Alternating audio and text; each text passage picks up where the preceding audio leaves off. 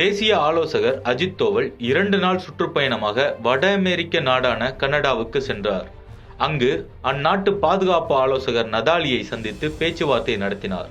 அப்போது போதைப்பொருள் கடத்தல் தொடர்பான உளவு தகவல்கள் பரஸ்பரம் பகிர்ந்து கொள்ள இரு நாடுகளும் ஒப்புக்கொண்டுள்ளன.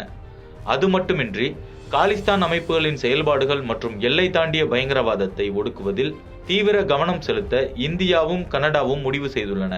காலிஸ்தான் அமைப்புகளின் செயல்பாடுகளை ஒடுக்க இரு நாடுகளும் முடிவெடுத்தது ஏன்? இதற்கு பின்னணியில் இருக்கும் காரணம் என்ன? சுருக்கமாக பார்க்கலாம்.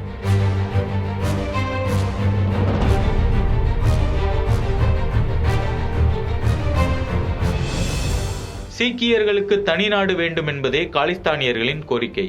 அந்த தனி நாட்டின் பெயரைத்தான் இவர்கள் காலிஸ்தான் என்று அழைக்கின்றனர். ஆனால் பிரிவினைவாதிகளை அடையாளம் கண்டு அரசு கட்டுப்படுத்தியுள்ளது. கனடாவில் சீக்கிய தலைவரான ஹர்தீப் சிங் கொலை செய்யப்பட்டதிலிருந்து இந்தியா கனடா உறவில் விரிசல் ஏற்பட்டது.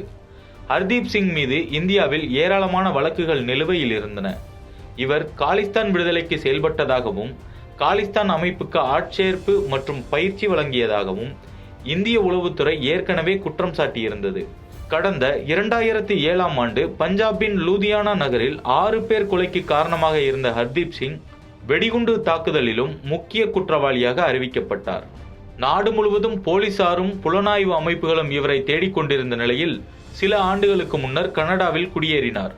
அங்கு கனடா குடியுரிமையும் அவருக்கு கிடைத்தது. அவரை தங்களிடம் ஒப்படைக்குமாறு இந்தியா கேட்டுக்கொண்டது.